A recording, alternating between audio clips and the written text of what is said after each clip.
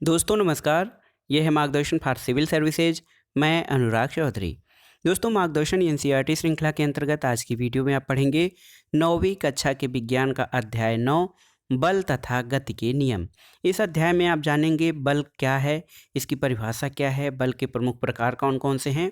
इसके अलावा गति के जो नियम हैं उनके बारे में आप जानेंगे। गति के जो 3 नियम हैं उनके बारे में क्या है और उनके उदाहरण आप समझेंगे। तो आइए शुरू करते हैं आज का वीडियो। 9वीं कक्षा के विज्ञान का अध्याय 9 बल तथा गति के नियम। दोस्तों सरल रेखा में आप जानते हैं कि कोई वस्तु की स्थिति, वेग और त्वरण के आधार पर वस्तु की गति आप समझ सकते हैं। और ऐसी गति में कभी कभी एक रूपता होती है, कभी नहीं होती है। लेकिन हमने अभी ये चर्चा नहीं की है कि इस गति का कारण क्या होता है, यानी किसी वस्तु में जो गति होती है उसका कारण क्या होता है और समय के साथ वस्तु की चाल या गति क्यों बदल जाती है। क्या सभी प्रकार की गतियों का कोई कारण होता है, और यदि ऐसा हो तो इस कारण का स्वभाव क्या है, इन सब के बारे में आज हम जानेंगे। दोस्तों सदियों से गति और इसके कारणों ने वैज्ञानिकों और दार्शनिकों को उलझाए रखा था। और फर्श पर रखी एक गेंद को धीमे से ठोकर लगाने पर वह हमेशा के लिए गतिशील नहीं रहती। ऐसी स्थिति में ये पता चलता है कि किसी वस्तु की विराम की अवस्था ही उसकी स्वाभाविक अवस्था होती है। और ऐसी मान्यता तब तक बनी रही जब तक कि गैलीलियो और आइजक न्यूटन ने वस्तुओं की गति के बारे में पूर्णतः निम्न संकल्पना प्रस्तुत नहीं की थी। दोस्तों अपने प्रतिदिन के जीवन के रूप में हम देखते हैं कि एक स्थिर वस्तु जो होती है, कोई वस्तु स्थिर या विराम अवस्था में जो होती है उसको गति देने के लिए या गतिशील वस्तु को रोकने के लिए हमको कुछ प्रयास करना पड़ता है। और सामान्य भाषा के रूप में देखा जाए तो हमें शारीरिक प्रयास करना पड़ता है। और हम इसे इस प्रकार से कह सकते हैं, किसी वस्तु को गति की अवस्था में लाने के लिए हमें उसे खींचना पड़ता है, धकेलना पड़ता है, ठोकर लगाना पड़ता है। इसमें तीनों चीज़ों में क्या समानता है, तो खींचने, धकेलने या ठोकर लगाने की इसी क्रिया पर बल की अवधारणा आधारित है। दोस्तों चाहे हम किसी वस्तु को खींचते हैं या धकेलते हैं या ठोकर लगाते हैं, उसमें बल की आवश्यकता पड़ती है। वास्तव में बल को न तो किसी ने देखा है, न चखा है, न महसूस किया है। लेकिन बल का जो प्रभाव होता है हम इसे देखते या महसूस करते हैं। किसी वस्तु पे बल लगाने पर क्या होता है ये जानकर हम बल की व्याख्या कर सकते हैं। जैसे किसी वस्तु को खींचना, धकेलना या ठोकर लगाना, ये सभी क्रियाएं वस्तु को गति देने की युक्तियां हैं और हमारे द्वारा किसी तरह का बल लगाने पर ही उसमें गति होती है। देखिए यहाँ पर एक बालक है, ट्राली को धकेल रहा है। दूसरी चीज़ इसमें ये धक्का दे रहा है, किसी मेज के ड्रायर को या दराज को खोलने के लिए उसको खींचना पड़ता है और स्टिक से गेंद को आगे बढ़ाने के लिए ठोकर लगाते हैं। तो इन तीनों ही स्थितियों में देखा जाए तो बल लगाया जा रहा है। दोस्तों पिछली कक्षा में आप ये जानते हैं कि किसी वस्तु में वेग का परिमाण बदलने, यानी वस्तु की गति को तेज या धीमी करने के लिए, उसकी गति को दिशा को बदलने के लिए बल का प्रयोग करना पड़ता है। और ये भी कि किसी बल के प्रयोग द्वारा वस्तु का आकार या आकृति में भी बदलाव किया जा सकता है। तो बल वो कारक है जिसके द्वारा किसी वस्तु को गतिमान किया जा सकता है या किसी वस्तु के आकार में अंतर या बदलाव किया जा सकता है। दोस्तों बल दो प्रकार के होते हैं, एक बल है संतुलित बल और एक असंतुलित बल। ये दोनों बल किस तरह काम करते हैं या कैसे प्रयोग होते हैं इनके बारे में जानते हैं। यहाँ पर देखिए लकड़ी का एक पिंड एक समतल मेज पे रखा हुआ है। चित्र में दर्शाए अनुसार दो धागे एक्स और वाई पिंड के विपरीत सिरों से जुड़े हुए हैं। देखिए यहाँ पर आप उदाहरण के माध्यम से देख सकते हैं दोस्तों। जैसे अगर हम किसी बल द्वारा धागे X को खींचते हैं तो पिंड दाहिनी ओर खिसकना शुरू करता है और हम धागे Y को खींचते हैं तो पिंड बाईं ओर खिसकना शुरू करता है। लेकिन अगर पिंड को दोनों ओर से समान बल के द्वारा खींचा जाए तो ऐसी दशा में क्या होगा दोस्तों, जब दोनों तरफ से या विपरीत बल जो दोनों तरफ से हैं दोनों एक समान होंगे तो इस तरह के बल को संतुलित बल कहा जाता है। और ऐसी स्थिति में पिंड में कोई गति नहीं होगी और गति की अवस्था को ये परिवर्तित नहीं करेगा।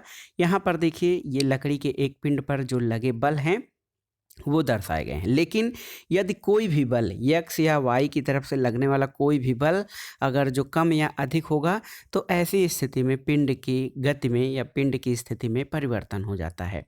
यहाँ पर देखते हैं कुछ बच्चे एक बक्से को खुरदरे फर्श पर धकेलने की कोशिश कर रहे हैं, और जब कम बल के साथ इस वस्तु को धकेला जाता है तो वो नहीं सरकता है, लेकिन अधिक बल लगाया जाता है तो वो सरकने लगता है। दूसरी चीज़ ये होती है, यदि समतल तल होता है तो उस पे कम बल लगाने पे ही वो वस्तु खिसक जाती है, लेकिन तल अगर जो खुरदुरा है तो उस पे बल अधिक लगाना पड़ता है, क्योंकि वहाँ पे घर्षण बल का लगता है, और घर्षण बल वस्तु की गति के विपरीत दिशा में लगता है।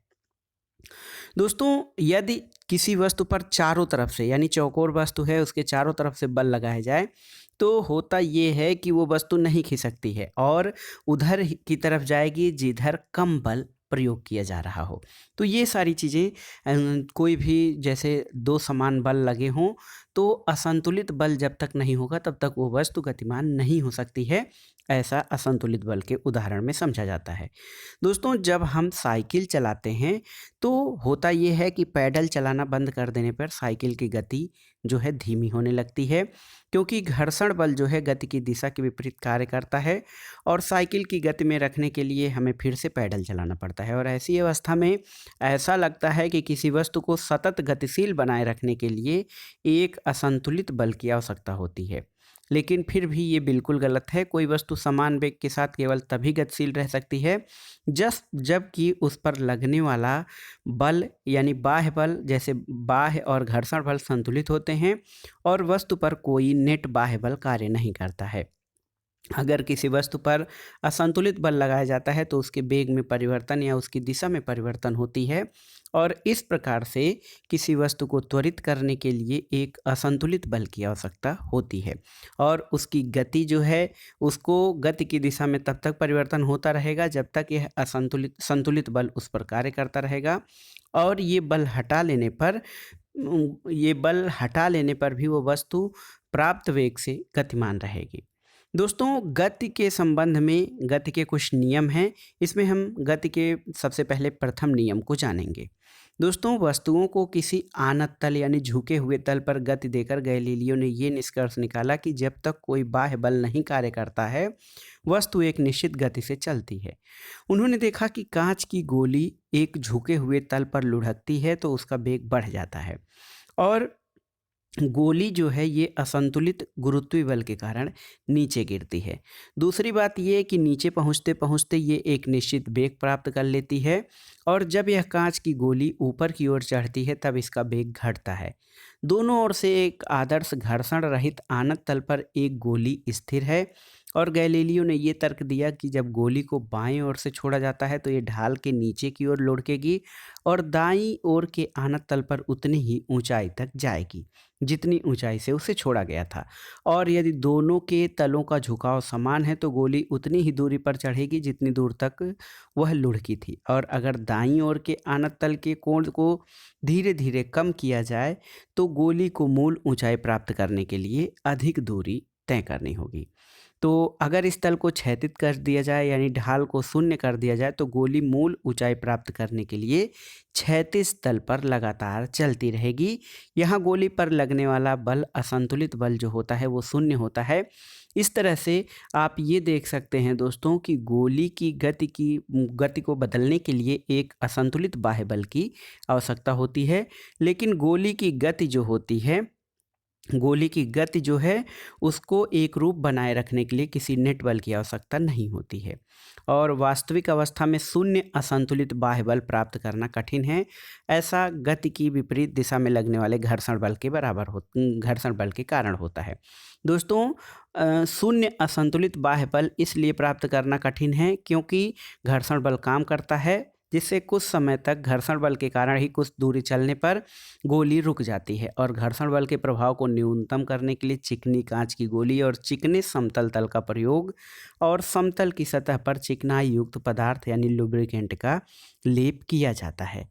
न्यूटन के बल और गति के बारे में गैलीलियो के विचारों को आगे विकसित किया। उन्होंने 3 मौलिक नियमों को प्रस्तुत किया, और इन नियमों को न्यूटन के गति के नियम कहा जाता है। इस गति के नियम को पढ़ने से पहले, जानने से पहले आइए जानते हैं गैलीलियो के बारे में। दोस्तों, गैलीलियो, जिसका पूरा नाम गैलीलियो गैलीली था, इसका जन्म 15 फरवरी 1564 को इटली में पीसा शहर के पास हुआ था। गैलीलियो का बचपन गणित और प्राकृतिक दर्शन में उसे रुचि थी और उसके पिता बिनेंजो गैलीली उसे एक चिकित्सक या डॉक्टर बनाना चाहते थे। फिर गैलीलियो ने सन 1581 में चिकित्सा उपाधि के लिए पीसा विश्वविद्यालय में नामांकन लिया। इस पाठ्यक्रम को वो कभी पूरा नहीं कर पाए क्योंकि उनकी वास्तविक रुचि गणित में थी। सन 1586 में उन्होंने अपनी प्रथम वैज्ञानिकी पुस्तक द लिटिल बैलेंस यानी ला वैलेंसिटा लिखी, जिसमें उन्होंने एक तुला द्वारा पदार्थों के आपेक्षिक घनत्व प्राप्त करने के आर्किमिडीज की विधि का वर्णन किया। 1589 में उन्होंने अपनी निबंध श्रेणी डी मॉट में नत समतल के प्रयोग से किसी गिरती हुई वस्तु के गिरने की दर कम होने संबंधी अपने सिद्धांत को प्रस्तुत किया और 1592 में उन्हें वेनिस गणराज्य के पडुआ विश्वविद्यालय में गणित के प्रोफेसर पर नियुक्त किया गया। यहाँ भी उन्होंने लगातार गतिज सिद्धांतों पर परीक्षण किया। उन्होंने नत समतल और लोलक संबंधी अपने अध्ययन के द्वारा नियत त्वरण से गतिशील वस्तुओं से संबंधित परिष्कृत नियम प्रतिपादित किया। दोस्तों, गैलीलियो एक शिल्पकार भी थे और उन्होंने विभिन्न प्रकार के दूरदर्शियों की श्रेणी विकसित की और जिनकी प्रकाशिक दक्षता उस समय उपलब्ध दूरदर्शियों से काफ़ी उत्तम थी। सन 1640 के आसपास उन्होंने प्रथम लोलक घड़ी की संरचना की और उनके खगोलीय आविष्कारों की एक पुस्तक स्टारी मैसेंजर में गैलीलियो ने चंद्रमा पर पहाड़ों, छोटे छोटे सितारों से मिलकर बनी आकाशगंगा और बृहस्पति ग्रह के चारों ओर 4 छोटे पिंडों को घूमते हुए देखने का दावा किया। उन्होंने अपनी पुस्तकों डिस्कोर्स ऑन फ्लोटिंग बॉडीज तथा letters on the sun spot में सूर्य पे उपस्थित धब्बों के संदर्भ में अपने प्रेक्षणों का रहस्य उद्घाटन किया था। अपने स्वयं के द्वारा निर्मित दूरदर्शियों के प्रयोग से शनि और शुक्र ग्रह के निरीक्षण से गैलीलियो ने यह तर्क दिया कि सभी ग्रह सूर्य के चारों ओर कक्षीय गति करते हैं, न कि पृथ्वी के परितः। ये विचार उस समय जो प्रचलित धारणाएं थीं उनके विपरीत था, लेकिन आगे इसी को मान्यता मिली। तो आप ये समझ सकते हैं गैलीलियो अपने समय से कितना आगे सोचने वाले वैज्ञानिक थे। आइए अब जानते हैं न्यूटन के गति संबंधी नियमों के बारे में। न्यूटन का गति संबंधी जो पहला नियम है वो ये है, प्रत्येक वस्तु अपनी स्थिर अवस्था या सरल रेखा में एक समान गति की अवस्था में बनी रहती है जब तक कि उस पर कोई बाहरी बल कार्यरत नहीं होता है। दूसरे शब्दों में, सभी वस्तुएं अपनी स्थिति की अवस्था में परिवर्तन का विरोध करती हैं, यानी वो जिस स्थिति में रहती हैं उसी अवस्था में बनी रहना चाहती हैं। गुणात्मक रूप से किसी वस्तु के विरामावस्था में रहने या समान वेग से गतिशील रहने की प्रवृत्ति को जड़त्व कहते हैं और यही कारण है कि गणित के पहले नियम को जड़त्व का नियम भी कहा जाता है। तो पहला नियम जो गति का पहला नियम है उसको जड़त्व का नियम कहा जाता है। तो याद रखिएगा, कोई वस्तु अपनी स्थिति में तब तक बनी रहती है जब तक उस पर कोई बाह्य बल नहीं लगाया जाता है। ये गति का प्रथम नियम है। तो इसको उदाहरण के माध्यम से ऐसे समझ सकते हैं कि किसी मोटर गाड़ी में यात्रा करते समय होने वाले अनुभव जो हैं उनकी व्याख्या जड़त्व के नियम पर की जा सकती है। जैसे जब हम किसी गाड़ी में बैठे होते हैं तो सीट के सापेक्ष हम तब तक विरामावस्था में रहते हैं जब तक कि मोटर गाड़ी को रोकने के लिए ब्रेक न लगाई जाए। ब्रेक लगाए जाने पर गाड़ी के साथ सीट भी विरामावस्था में आ जाती है, लेकिन हमारा शरीर जड़त्व के कारण गतिज अवस्था में ही बने रहने की प्रवृत्ति रखता है और अचानक ब्रेक लगने से सीट के आगे लगे पैनल से टकराकर हम घायल भी हो सकते हैं। और इस तरह की दुर्घटनाओं से बचने के लिए सुरक्षा बेल्ट, सीट बेल्ट या सेफ्टी बेल्ट का प्रयोग किया जाता है। ये सुरक्षा बेल्ट हमारे आगे बढ़ने की गति को धीमा करते हैं। इसके विपरीत अनुभव हमें तब होता है जब हम मोटर बस में खड़े होते हैं और मोटर बस अचानक चल पड़ती है। ऐसी स्थिति में हम पीछे की ओर झुक जाते हैं। ऐसा इसलिए होता है कि मोटर बस के अचानक गति में आ जाने से हमारा पैर जो मोटर बस के फर्श के संपर्क में रहता है गति में आ जाता है, लेकिन शरीर का जो ऊपरी हिस्सा होता है वो जड़त्व के कारण इस गति का विरोध करता है। तो जब कोई मोटर कार तीव्र गति के साथ किसी तीक्ष्ण मोड़ पर मुड़ती है तो हम एक ओर झुकने लगते हैं।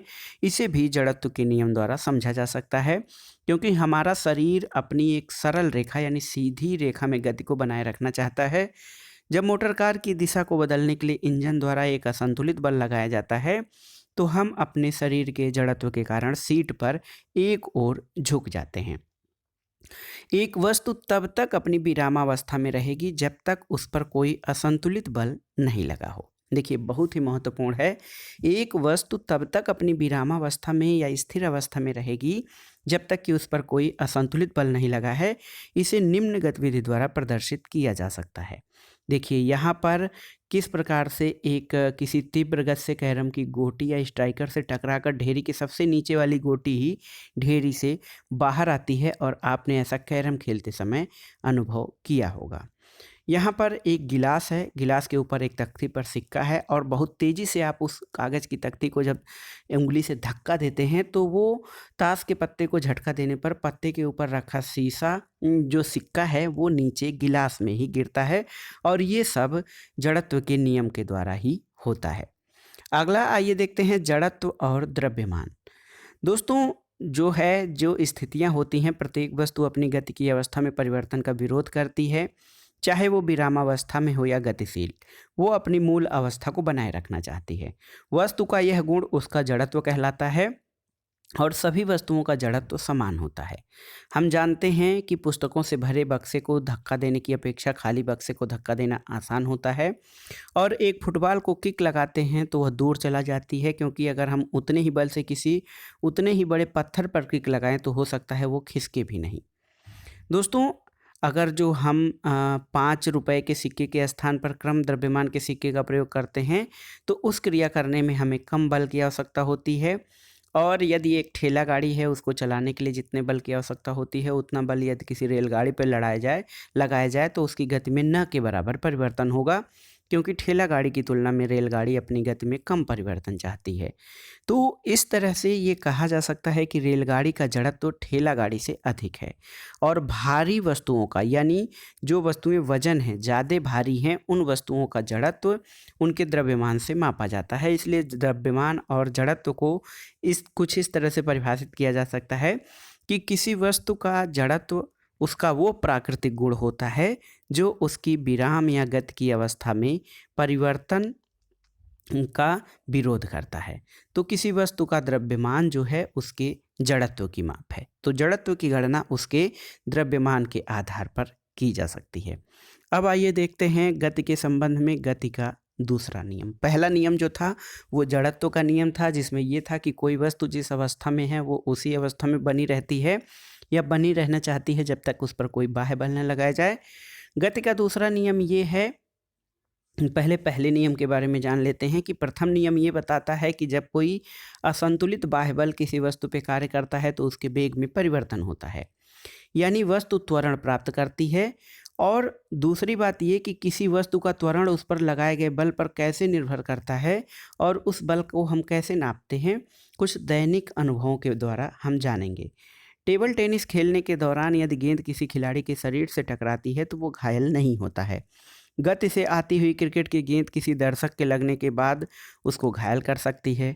किसी ट्रक से सड़क के किनारे खड़े किसी ट्रक से कोई दुर्घटना नहीं होती, लेकिन 5 मीटर या 5 सेंटीमीटर से कम गति से चलते हुए ट्रक से टक्कर रास्ते में खड़े किसी व्यक्ति की मृत्यु का कारण बन सकती है।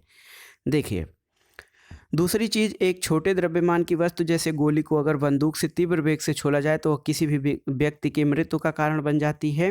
तो इससे पता चलता है कि वस्तु के द्वारा उत्पन्न प्रभाव वस्तु के द्रव्यमान और वेग पर निर्भर करता है। देखिए किसी वस्तु के द्वारा उत्पन्न प्रभाव वस्तु के द्रव्यमान और उसके वेग पर निर्भर करता है, और किसी वस्तु को यदि त्वरित किया जाता है तो अधिक वेग प्राप्त करने के लिए अधिक वेग बल की आवश्यकता होती है। तो दूसरे शब्दों में ये कहा जा सकता है कि वस्तु के द्रव्यमान और वेग से संबंधित एक महत्वपूर्ण राशि होती है, और संवेग नामक इस राशि को न्यूटन ने प्रस्तुत किया था। किसी वस्तु का संवेग उसके द्रव्यमान और वेग के गुणनफल के बराबर होता है। यदि संवेग को p से नापा जाए, द्रव्यमान को स्मॉल m से, वेग को v से, तो p is equal to m into v होता है। संवेग में परिमाण और दिशा दोनों होती है। इसकी दिशा वही होती है जो वेग की दिशा होती है, और संवेग का यसाई मात्रक किलोग्राम मीटर प्रति सेकंड होता है। दोस्तों किसी असंतुलित बल के प्रयोग से उस वस्तु के वेग में परिवर्तन होता है, इसलिए ये कहा जा सकता है कि बल ही संवेग को भी परिवर्तित करता है। और एक ऐसी अवस्था के बारे में विचार करें जिसमें खराब बैटरी वाली एक कार को सीधी सड़क पर 1 मीटर प्रति सेकंड की गति प्रदान करने के लिए धक्का दिया जाता है, जो कि उसके इंजन को स्टार्ट करने के लिए पर्याप्त होती है। यदि एक या दो व्यक्ति इसे अचानक धक्का देते हैं तो भी यह स्टार्ट नहीं होती है, लेकिन कुछ समय तक लगातार धक्का देने से कार उस गति पर आ जाती है। तो इससे स्पष्ट है कि कार के संवेग में परिवर्तन केवल बल के परिणाम से ही नहीं, बल्कि उसमें समय की भी आवश्यकता होती है, जितने समय में उस पर बल लगाया जाता है। इससे ये भी निष्कर्ष निकाला जा सकता है कि वस्तु के संवेग में परिवर्तन लाने में लगने वाला बल उसकी समय दर पर निर्भर करता है, जिसमें कि संवेग में परिवर्तन होता है। दोस्तों, गति का द्वितीय नियम या गति का दूसरा नियम ये बताता है कि किसी वस्तु के संवेग में परिवर्तन की दर उस पर लगने वाले असंतुलित बल की दिशा में बल के समानुपाती होती है। तो ये बहुत ही महत्वपूर्ण है गति का दूसरा नियम। इसको हम कुछ उदाहरणों से जानते हैं। जैसे क्रिकेट मैच के दौरान मैदान में क्षेत्ररक्षक को तेज गति से आ रही गेंद को लपकने के समय उसके हाथ को पीछे खींचना पड़ता है। तो इस प्रकार से क्षेत्ररक्षक गेंद के वेग को शून्य करने में अधिक समय लगाता है और इस प्रकार गेंद में संवेग परिवर्तन की दर कम हो जाती है, जिसके कारण तेज गति से आ रही गेंद का प्रभाव हाथ पर कम पड़ता है। दूसरी बात, गेंद को अचानक अगर जो रोका जाए तो तीव्र गति से आ रही गेंद का वेग बहुत कम समय में शून्य होता है, जिससे गेंद के संवेग में परिवर्तन की दर अधिक होगी। इसलिए कैच लपकने में अधिक बल लगाना होगा और हो सकता है कि खिलाड़ी की हथेली में भी चोट लग जाए। ऊंची कूद वाले मैदान में खिलाड़ियों को कुशन या बालू पर कूदना होता है और ऐसा करके खिलाड़ियों के छलांग लगाने के बाद गिरने के समय को बढ़ाने के लिए किया जाता है। ऐसी स्थिति में संवेग में परिवर्तन की दर कम होती है और कैसे एक कराटे के खिलाड़ी एक ही झटके में बर्फ की एक सिल्ली को तोड़ देता है। तो ये सब देखिए गति के द्वितीय नियम पर ही आधारित होते हैं। दोस्तों, जो गणितीय समीकरण है या गणितीय मान है, मापक है, उसको हम छोड़ दे रहे हैं। इसके बाद आइए दूसरे नियम के बाद गति का तृतीय नियम। दोस्तों, यदि दोनों पहले गति के दोनों नियमों को ये हम जानते हैं कि प्रयुक्त बल वस्तु की गति की अवस्था में परिवर्तन लाता है और इसमें बल को मापने की विधि भी प्राप्त होती है, लेकिन गति का जो तीसरा नियम है वो ये बताता है जब किसी वस्तु दूसरी वस्तु पर बल लगाती है तो पहली वस्तु द्वारा भी पहली वस्तु पर तात्क्षणिक बल लगाया जाता है। यानी देखिए, ये दोनों बल जो हैं, कोई एक वस्तु दूसरे पे बल लगाती है तो उस वस्तु पर भी बल लगता है और ये दोनों बल परिमाण में सदैव समान लेकिन दिशा में विपरीत होते हैं। इसका मतलब क्या है कि यदि हम किसी वस्तु पर बल लगाते हैं तो बल सदैव युगल रूप में यानी जोड़े के रूप में होता है। ये कभी एक वस्तु पर कार्य नहीं करते हैं बल्कि दो अलग अलग वस्तुओं पर कार्य करते हैं। जैसे फुटबॉल के खेल में हम प्रायः गेंद को तेज गति से किक मारते हैं और इस क्रम में विपक्षी टीम के खिलाड़ी से टकरा जाते हैं और इस क्रम में दोनों खिलाड़ी एक दूसरे पर बल लगाते हैं, इसलिए दोनों ही खिलाड़ी चोटिल हो जाते हैं और किसी एकल बल का इसमें अस्तित्व नहीं होता है, बल्कि ये सदैव युगल या जोड़े के रूप में होते हैं। इन दोनों विरोधी बलों को क्रिया और प्रतिक्रिया बल कहा जाता है। और जो गति का तीसरा नियम है, गति का जो तीसरा नियम वो इसी क्रिया प्रतिक्रिया का जो सिद्धांत है। तो क्रिया प्रतिक्रिया का जो सिद्धांत है वो दो वस्तुओं पर लगता है और एक दूसरे के विपरीत दिशा में लगता है। जैसे ये मान लिया जाए कि आप विराम की अवस्था में या विश्राम की अवस्था में हैं और सड़क पर चलना प्रारंभ करते हैं। द्वितीय नियम के अनुसार इसके लिए एक बल की आवश्यकता होती है जो आपके शरीर में त्वरण उत्पन्न करता है। ये कौन सा बल है? तो दोस्तों, ये वो पेशी बल है जो आप सड़क पर लगाते हैं और ये बल हमें उस दिशा में लगाते हैं जिस दिशा में हम आगे बढ़ते हैं। नहीं, हम पृथ्वी की सतह को अपने पैरों से पीछे धकेलते हैं और सड़क भी आपके पैर पर उतना ही प्रतिक्रिया बल यानी विपरीत दिशा में लगाती है जिसके प्रभाव से हम आगे बढ़ पाते हैं। दोस्तों, ये क्रिया और प्रतिक्रिया बल मान में हमेशा समान होते हैं, फिर भी ये बल एक समान परिमाण के त्वरण उत्पन्न नहीं करते हैं। ऐसा इसलिए होता है क्योंकि प्रत्येक बल अलग अलग द्रव्यमान की वस्तुओं पर कार्य करते हैं। जैसे देखा जाए, बंदूक से गोली छोड़ने की अवस्था में बंदूक का गोली पर आगे की ओर एक बल निरूपित होता है। गोली भी बंदूक पर एक समान किंतु विपरीत दिशा में प्रतिक्रिया बल लगाती है। इसके कारण होता यह है कि बंदूक पीछे की ओर धक्का देती है। बंदूक का द्रव्यमान गोली के द्रव्यमान से बहुत अधिक होता है, इसलिए बंदूक का त्वरण गोली के त्वरण से काफ़ी कम होता है। इसी तरह एक नाविक द्वारा नाव से आगे की ओर कूदने की स्थिति में भी गति के तीसरे नियम से प्रदर्शित किया जा सकता है। जैसे नाविक जब आगे की ओर कूदता है तो नाव पर लगने वाला प्रतिक्रिया बल नाव को पीछे की ओर धक्का देता है और नाव पीछे सरक जाती है। दोस्तों, तो ये था आपके गति के संबंधित 3 नियम। गति के संबंध में जो 3 नियम थे उसके बारे में आपने उदाहरणों सहित जान लिया। अब आइए जानते हैं संवेग संरक्षण का नियम। दोस्तों, 2 वस्तुएं जैसे 2 गेंदें आप ले लें, ए और बी, इनका द्रव्यमान यम ए और यम बी हो और एक ही सरल रेखीय गति में अलग अलग वेग यू ए और यू बी से वो गति कर रही हैं और उन पर कोई अन्य असंतुलित बल कार्य नहीं कर रहा है। तो मान लीजिए यू ए की जो गति है या वेग है वो यू बी से अधिक है और दोनों गेंदें एक दूसरे से टकराती हैं। तो इस टक्कर का समय यदि मान लीजिए स्मॉल टी होता है तो इस क्रम में गेंद ए गेंद बी पर कुछ बल लगाती है और गेंद बी गेंद ए पर बल लगाती है और टकराने के बाद गेंद ए और गेंद बी का द्रव्य वेग अगर जो वी ए और बी बी होता है तो ऐसी स्थिति में दोनों गेंदों की टक्कर में संवेग संरक्षण का नियम कार्य करता है। और देखिए, संवेग जो गेंद ए का संवेग है टकराने से पहले और बाद में क्रमशः यम ए वी यू ए और यम ए वी ए होगा। संवेग में परिवर्तन की दर एफ ए बी क्रिया टकराने के समय होगी और उसी तरह गेंद बी के संवेग परिवर्तन की दर एफ बी ए प्रतिक्रिया टकराने के समय होगी। गति के तृतीय नियम के अनुसार गेंद ए के द्वारा गेंद बी पर लगाया गया बल एफ ए बी है और गेंद बी द्वारा लगाया गया बल एफ बी है। ये जो बल होता है दोनों गेंदों द्वारा एक दूसरे पे विपरीत दिशा में लगता है। तो अगर जो हम देखा जाए तो 2 वस्तुओं के संवेग का योग टकराने से पहले और टकराने के बाद बराबर रहता है जबकि उन पर कोई असंतुलित बल कार्य नहीं करता है। तो ऐसी स्थिति में क्या हो रहा है कि दोनों गेंदों का कुल संवेग नहीं बदलता है या फिर कुल संवेग संरक्षित रहता है, जिसे कि संवेग संरक्षण का नियम कहा जाता है। दोस्तों, संवेग संरक्षण का नियम यहाँ पर लड़की जब गाड़ी पर कूदती है, यहाँ पर देखिए ये किस तरह से उसकी गति या संवेग संरक्षण के नियम को यहाँ पर दर्शाया गया है। इसी तरह 2 हॉकी खिलाड़ियों की टक्कर से पहले और टक्कर के बाद क्या स्थिति होती है उसको यहाँ पर दर्शाया गया है। संवेग या संवेग संरक्षण के नियम के समय आइए जानते हैं संरक्षण का नियम। संवेग, ऊर्जा, कोणीय संवेग, आवेश आदि के संरक्षण को भौतिकी में मौलिक नियम माना जाता है।